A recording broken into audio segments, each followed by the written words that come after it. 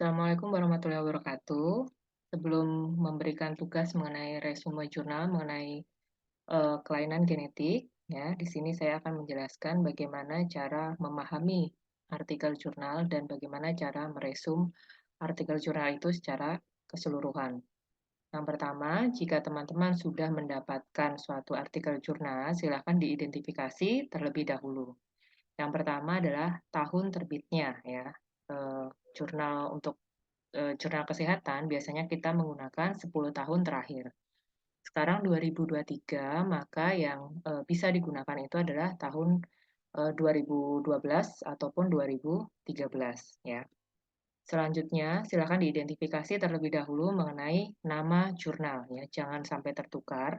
Ini adalah nama jurnal, sedangkan di sini adalah eh, nama artikel jurnal ya. Di sini adalah artikel jurnal. Ya, jurnal ini adalah bukunya ya biasanya. Di sini adalah Journal of Health ya. Selanjutnya silakan dilihat ISSN-nya ya, apakah sudah ada atau belum atau International Standard Serial Number-nya. Kemudian jurnal yang baik ya biasanya sudah terindeks SINTA untuk nasional ya atau yang berbahasa Indonesia. Silakan nanti dicek. eh, Caranya adalah dengan membuka ya website dari jurnal tersebut yang paling mudah ya caranya. Contohnya adalah Journal of Health di sini. Kemudian nanti silahkan lihat di halaman depannya atau di home-nya, cek Sintanya. Ya, di sini adalah Sinta 4. Berarti menunjukkan bahwa artikel jurnal ini sudah dilakukan review terlebih dahulu sebelum dilakukan publish.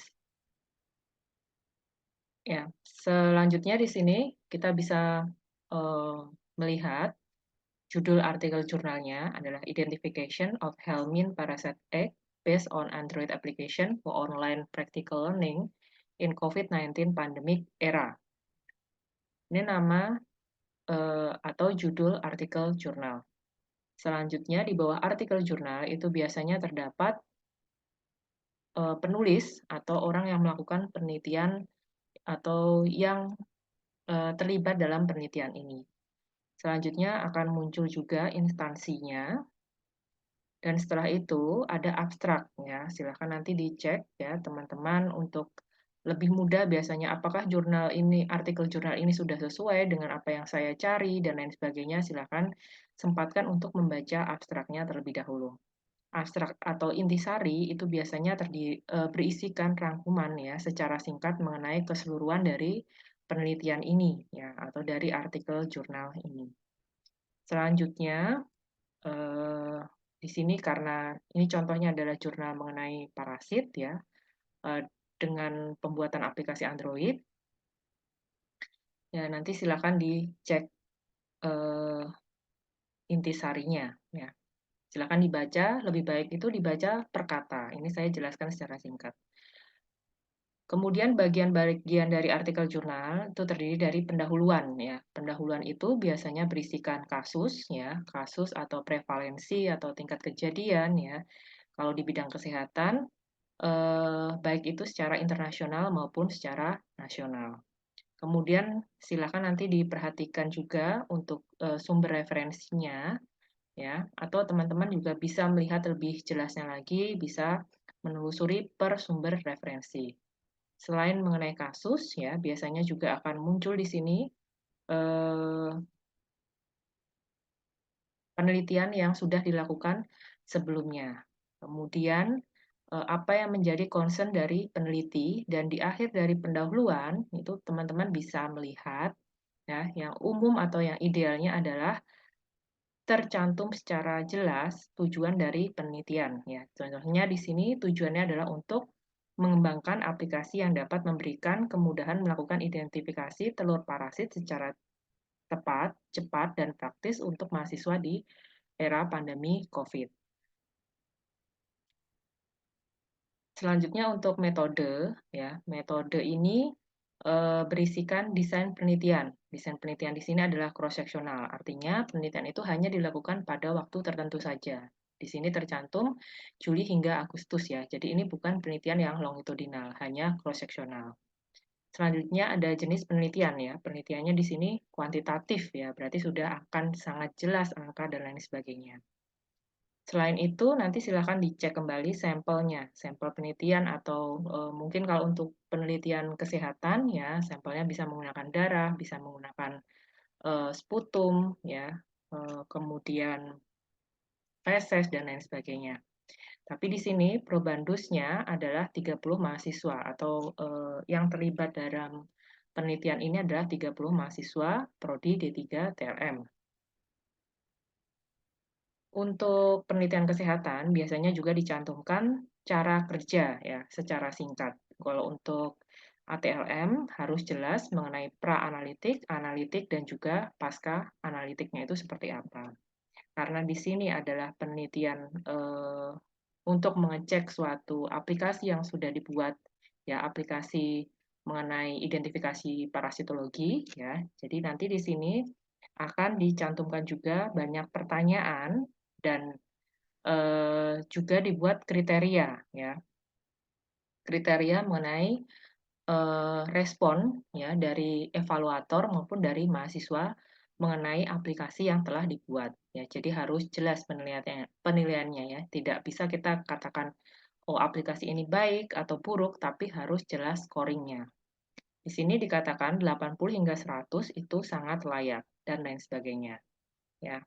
Untuk daftar pertanyaannya itu akan muncul di belakang. Biasanya akan dijelaskan secara setelah pendahuluan, kemudian metode, ada hasil dan pembahasan.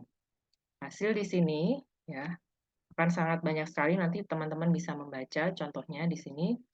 Eh, untuk penelitian ini dilakukan secara 2 kali, yaitu pengujian fitur aplikasi sebelum revisi dan juga sesudah revisi. Jadi di sini jelas ya untuk angkanya.